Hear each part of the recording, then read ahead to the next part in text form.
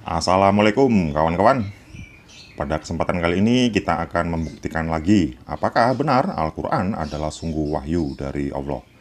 Jika pada konten sebelumnya kita sudah mematahkan klaim dari kawan-kawan muslim, yang mana mereka mengatakan bahwa Al-Quran adalah kitab sempurna tanpa kesalahan, tanpa celah sedikit pun, yang berasal dari Tuhan yang maha mengetahui dan maha teliti, kata mereka. Pada konten tersebut dengan pembuktian singkat, kita sudah dapat mematahkan klaim tersebut. Nah, sekarang kita akan membuktikan apakah Al-Quran yang diklaim sebagai firman Allah ini sungguh asli dari Tuhan yang maha mengetahui. Apakah benar demikian? Di sini kita akan menguji surat Al-Baqarah ayatnya yang ke-125 yang berbunyi, "Dan ingatlah ketika kami menjadikan rumah dalam kurung Ka'bah, tempat berkumpul dan tempat yang aman bagi manusia, dan jadikanlah makam Ibrahim itu tempat sholat. Dan telah kami perintahkan kepada Ibrahim dan Ismail, bersihkanlah rumahku untuk orang-orang yang tawaf, orang yang iktikaf, orang yang rukuk, dan orang yang sujud." Ini kita akan membuktikan apakah benar Allah menjamin keamanan di Ka'bah, yang adalah rumahnya sendiri. Untuk mempersingkat waktu, mari kita baca bersama mengenai fakta sejarah seputaran Ka'bah yang ada di Mekah berikut ini.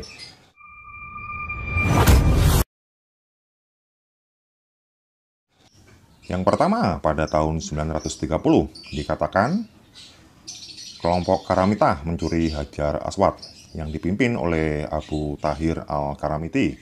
Kemudian, pimpinan Karamitah, salah satu sekte Syiah Ismailiyah ini mendatangi Mekah bersama pengikutnya pada musim haji, membunuh jamaah haji yang sedang beribadah dan mengambil bongkahan Hajar Aswad. Batu mulia ini dikembalikan ke tempatnya setelah 22 tahun disimpan di daerah Hajj atau Ahsa. Dan poin lebihnya, malahan Allah tidak kuasa untuk melindungi Hajar Aswad yang diklaim oleh kawan-kawan muslim. Hajar Aswad ini dibawa oleh Jibril dari surga. Hajar Aswad pun raib selama 22 tahun di gondol kelompok Karamitah ini. Dan lebih parah lagi, Hajar Aswad dikembalikan dalam keadaan yang tidak asli lagi. Selanjutnya kita bacakan lagi fakta sejarah yang terjadi pada tahun 983. Dikatakan terjadi perselisihan antara Bani Abbas dan Bani Abid. Selama 8 tahun, muslimin dari Irak dilarang melaksanakan ibadah haji karena kondisi yang tidak kondusif tentunya. Dan dilanjutkan lagi pada tahun 1257, penduduk Hijaz dilarang berhaji. Pada tahun ini tidak ada satupun jemaah haji yang berasal dari Hijaz. Kemudian kita lanjutkan lagi fakta sejarahnya. Dikatakan pada tahun 1814 telah terjadi wabah taun. Dalam keterangannya disebutkan sekitar 8.000 korban meninggal dunia akibat wabah ini di wilayah Hijaz. Dan dilanjutkan pada tahun 1831 dikatakan terjadi wabah Hindi. Dalam keterangannya disebutkan pada musim haji tahun ini terjadi wabah yang dipercaya berasal dari negara India. Sekitar 3/4 jemaah haji meninggal dunia pada tahun itu.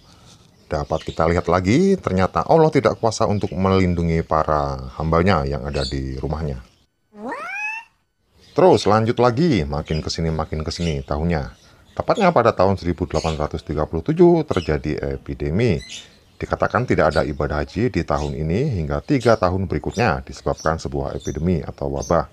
Disambung kemudian pada tahun 1846 dikatakan juga terjadi wabah kolera.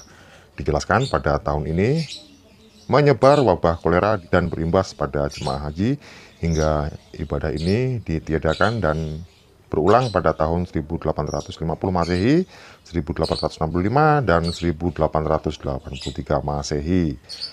Kembali lagi terbukti bahwa Allah tidak mampu menjaga rumahnya dari wabah penyakit. Kemudian dilanjutkan lagi pada tahun 1858 dikatakan penduduk Hijaz mengungsi ke Mesir. Dalam keterangannya, penyebaran epidemi yang parah menyebabkan orang mengungsi dari Hijaz yang merupakan daerah-daerah Saudi ke Mesir. Kemudian Mesir membangun karantina kesehatan di daerah Bir Anbar untuk menghindari epidemi.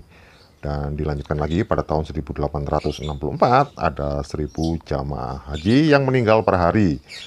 Keterangannya, Madinah mengalami epidemi, 1.000 peziarah meninggal per hari karena wabah sangat berbahaya. Mesir terpaksa mengirim dokter dan membangun karantina di Mekah dan di jalan dari Mekah ke Madinah. Lagi-lagi Allah tidak mampu untuk memberikan kesembuhan pada para jamaahnya sehingga Mesir harus mengirim dokternya. Luar biasa. Kemudian dilanjutkan lagi pada tahun 1892, dikatakan kematian meningkat karena kolera.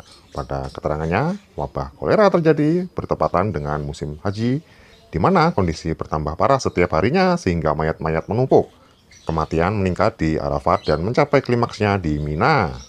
Lanjut lagi pada tahun 1895, dikatakan terjadi wabah tipus. Pandemi yang mirip dengan demam tifoid atau disentri, terindikasi dari konvoi yang datang dari Madinah. Kita lanjutkan lagi, tahunnya makin kesini, makin maju terus. Tepatnya pada tahun 1987, terjadi wabah meningitis. Disebabkan penyebaran yang cepat, setidaknya 10.000 jamaah haji terinfeksi meningitis pada tahun ini. Luar biasa. Kemudian, pada tahun 2020, harapan penulis semoga ibadah haji pada tahun ini tidak ditutup karena virus corona. Dan faktanya, rumah Allah yang ada di Ka'bah pun harus ditutup. Dan berikut ini adalah liputannya mengenai penutupan Ka'bah karena virus corona. Karena pandemi corona saat ini ada adegan kekosongan di sekitar Ka'bah. Pemerintah Arab Saudi mengosongkan sementara area mataf atau tempat tawaf, yakni kegiatan mengelilingi Ka'bah sebanyak 7 kali. Dengan dihentikannya kegiatan ini mengakibatkan tidak ada peziarah di sekitar Ka'bah sama sekali. Area sekitar Ka'bah itu dikosongkan untuk dibersihkan dan disterilisasi sebagai bagian pencegahan penyebaran virus corona.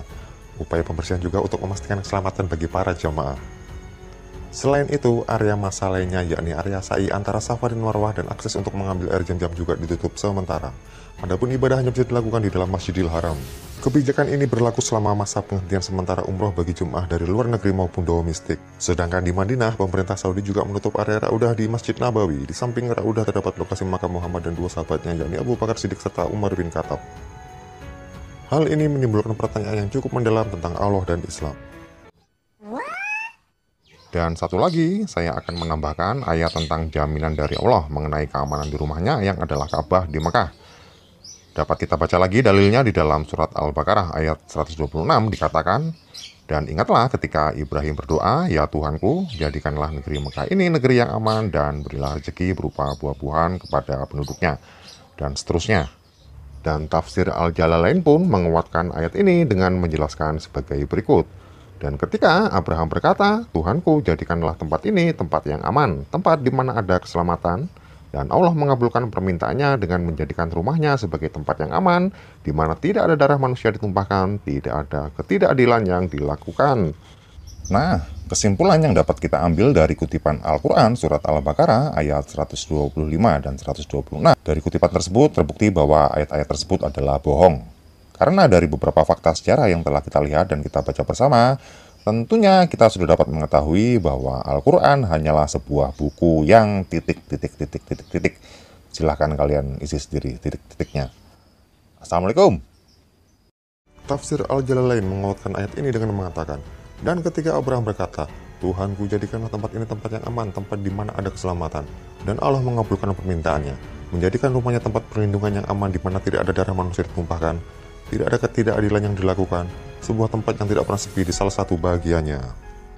Akan tetapi, fakta berbicara sebaliknya, karena Ka'bah sekarang telah menjadi tempat yang sepi akibat ulah tentara Allah sendiri. Tentara Allah yang dimaksud adalah COVID-19, tegas Abdul Somad.